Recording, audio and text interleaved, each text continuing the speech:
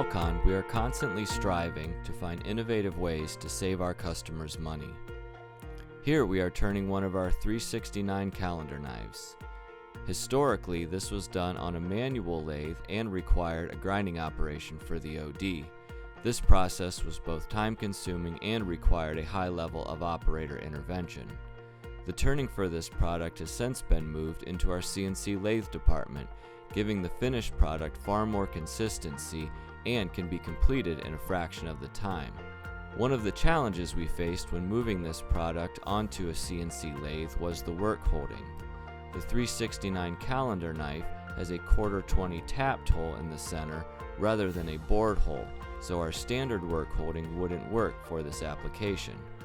To address this, we used the live center in the tailstock as a pusher to hold the workpiece.